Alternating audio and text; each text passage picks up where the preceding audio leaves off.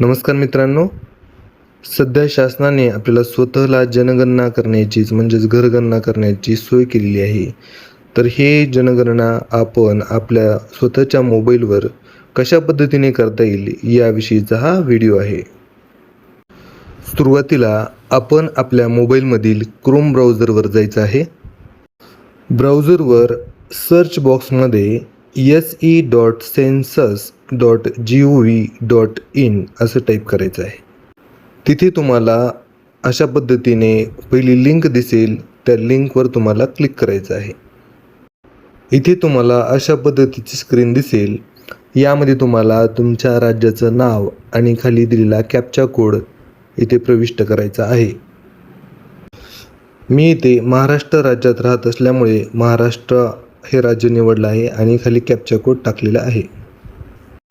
Captcha code टाकण्यात जर चूक झाली तर अशा पद्धतीचा मेसेज येईल. त्याला ओके दाबून परत तुम्हाला कॅप्चा व्यवस्थित तिथं टाईप करायचा आहे.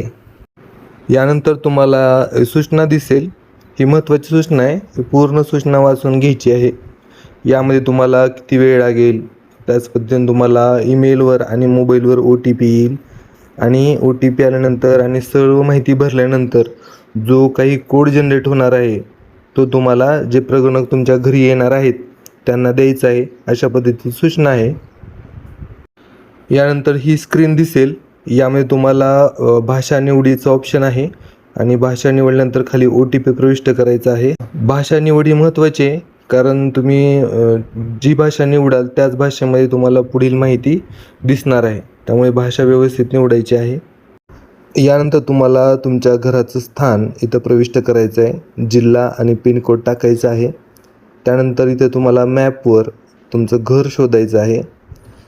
घर शोधण्यासाठी मॅपच्या वरच्या ठिकाणी एक तुमच्या घराजवळील मुख्य ठिकाण वगैरे जे प्रसिद्ध ठिकाण आहे तिथे तुम्ही जर टाकलात त्या ठिकाणी तर मॅप बरोबर तुमच्या घराजवळ ओपन होईल आणि तिथे ते कर्सर जे आहे ते तुमच्या घरावर न्यायचं आहे आणि जिथं तुमचं घर आहे त्या ठिकाणी बरोबर वर हे पिन पॉईंट करून ते तुम्हाला स्थान निश्चित करून घ्यायचं आहे. आणि जिथं अक्षांश आणि रेखांश हे पण दाखवलेलं असेल ते बरोबर पिन पॉईंट तुमच्या घरावर झाल्यानंतर खाली तुमचं स्थान निश्चित करायचं आहे. स्थानाची पुष्टी करा या बटनावर क्लिक केल्यानंतर पुढच्या सेक्शनवर जाणार आहे. जतन करा आणि पुढे जा यावर क्लिक केल्यास पुढं जाईल. होईवर क्लिक केल्यानंतर पुढचं ऑप्शन येईल. यानंतर पुढच्या टप्प्यामध्ये स्टेप 2 मध्ये तुम्हाला प्रश्न विचारले जातील. तर प्रश्नाचे तुम्हाला उत्तर द्यायची आहे. पहिला प्रश्न आहे, गणनाघराची जमीन यासाठी मुख्यतः वापरलेले साहित्य. यामध्ये जे काही साहित्य असेल तुमच्या गणनाघराच्या जमिनीसाठी म्हणजे फरशीसाठी तर ते तुम्ही तिथं नोंद करायचं आहे. यानंतर पुढचे प्रश्न आहेत, भिंत कोणत्या प्रकारची आहे. मग जो काही प्रकार असेल तो तुम्हाला निवडायचा आहे. त्यानंतर गणनाघराचं छप्पर कोणत्या प्रकारचं आहे. जे काही त्या घराचं छप्पर आहे म्हणजे तुमच्या घराचं तर ते तुम्ही तिथं सिलेक्ट करायचं आहे.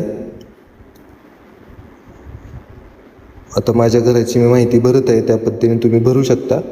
गणनाघराची स्थिती चांगल्या प्रकारची आहे, राहण्यास योग्य आहे. तुम्ही जर तिथे राहत असाल तर राहण्यास योग्य आहे, राहत नसाल तर चांगली किंवा मग मोडकळीस आलेली असेल तर मोडकळीस आलेली हे तुम्ही पर्याय निवडू शकता. आणि प्रत्येक प्रश्नाच्या मध्ये एक आडवी रेष आहे, त्याच्यामुळे प्रश्न बदललेला आहे तुम्हाला समजतो. होय म्हणून क्लिक करायचं आणि पुढं जायचं आहे. आता इथं कुटुंब प्रमुखाशी संबंधित माहिती आहे. इथं कुटुंब प्रमुख म्हणजे कुटुंबात सामान्यतः किती व्यक्ती राहतात. इथं तुम्हाला जेवढे व्यक्ती राहतात एकूण संख्या तुम्हाला इथं टाकायची आहे. कुटुंब प्रमुखाचे नाव अगोदरच येतं आपण रजिस्ट्रेशन करते वेळेस. कुटुंब प्रमुखाची नाव निवडलेली भाषा, तर जी आपण भाषा निवडलेली आहे त्या भाषेमध्ये कुटुंब प्रमुखाचं नाव इथं येणं अपेक्षित आहे. मराठी भाषा निवडली तर मराठीमध्ये. लिंग काय, पुरुष स्त्री किंवा तिसरा ऑप्शन. आता इथे जातीचं ऑप्शन आहे. यामध्ये तुम्हाला अनुसूचित जाती, अनुसूचित जमाती आणि इतर यापैकी निवडायचं आहे. जर तुम्हाला कोणत्या ह्याच्यामध्ये कॅटेगरीमध्ये तुमची जाती ते माहीत नसेल तिथे एक PDF ओपन होईल आणि PDF मध्ये तुम्हाला सगळ्या जातींचा इथं विवरण दिसेल. त्यामध्ये मग तुमची जात SC मध्ये येते, ST मध्ये येते का इतरमध्ये येते असं ऑप्शन आहे. जर SC आणि ST मध्ये जर तुमची जात येत नसेल तर तिसरं ऑप्शन तुम्ही निवडायचं आहे इतर म्हणून.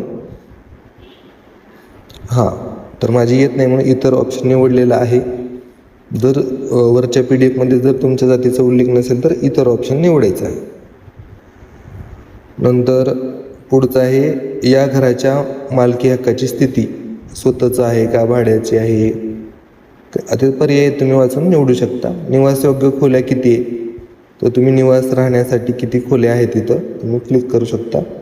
या कुटुंबात राहत असलेले जोडपे किती आहेत, किती विवाहित जोडपे, तर माझ्या कुटुंबात 2 आहेत म्हणून 2 केलेलं आहे. तुम्ही तुमच्या कुटुंबानुसार निवडू शकता.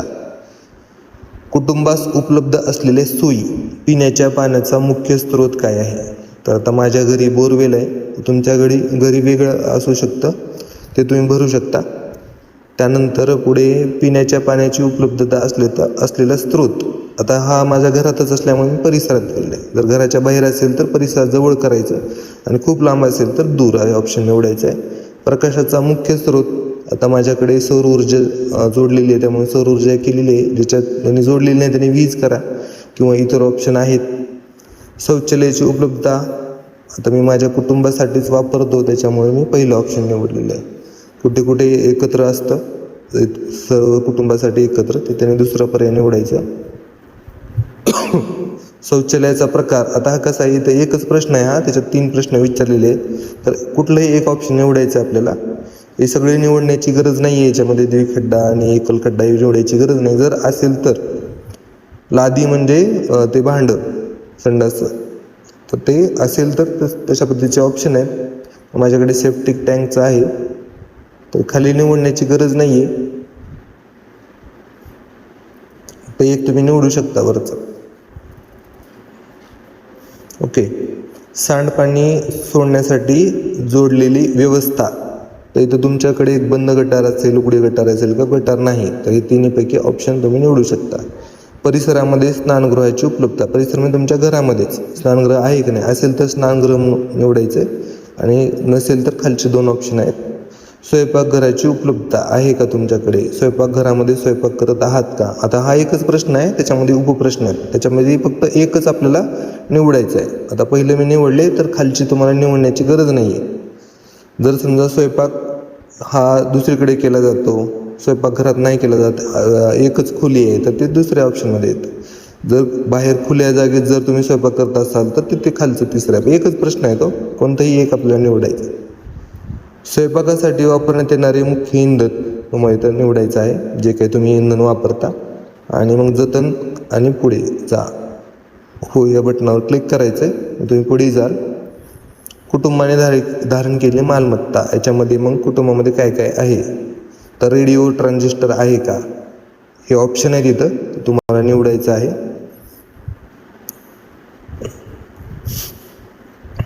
तर आता बरेच घरी रेडिओ पण असतो, ज्यांच्याकडे मोबाईल स्मार्टफोन वापरतात ते मोबाईल निवडा. दूरचित्रवाणी आहे का, तर यामध्ये मग कोणत्या प्रकारचं आहे, माझ्याकडे वायफाय असल्यामुळे मी इतर कोणते निवडलेले आहे. इंटरनेट उपलब्धता आहे का, तर लॅपटॉप आणि संगणक आहे, होय, असे ऑप्शन आहेत. तुम्हाला वाचल्यानंतर समजून येईल. इथं तुम्हाला मग लँडलाईन आहे का फक्त, किंवा मग दोन्ही पण आहेत, तर माझ्याकडे दोन्ही पण आहे, स्मार्टफोन पण आहे आणि आईवडिलांकडं दुसरे मूलभूत फोन पण आहेत म्हणजे बटनचे. नंतर सायकल आहे का, आहे. मोटर आहे का, माझ्याकडे दोन्ही पण आहे. कार आहे का, आहे.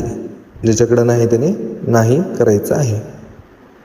ओके. मग आमच्याकडे कोणतं धान्य सेवन केलं जातं, तर गहू जास्त प्रमाणात केलं जातं, त्याच्यामुळे एक धान्य निवडलेलं आहे. आणि आता मोबाईल नंबर अगोदरच येतो तिथं.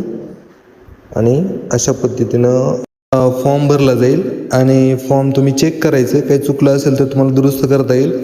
आणि खालच्या साईडला पुष्टी करा म्हणून ग्रीन बटन येईल ग्रीन कलरचं, ते क्लिक केल्यानंतर तिथे एक कोड जनरेट होईल, तसा मेसेज येईल तुम्हाला. आणि तो कोड तुम्हाला जे कोणी प्रगणक येणार आहेत तुमच्या घरी, त्या प्रगणकांना तो कोड द्यायचा आहे. तो कोड दिल्याशिवाय तुमची जनगणना होणार नाही, एवढं लक्षात ठेवा. तो कोड ते प्रगणक त्यांच्या सिस्टीममध्ये टाकतील आणि तुमची जनगणना होईल जाईल.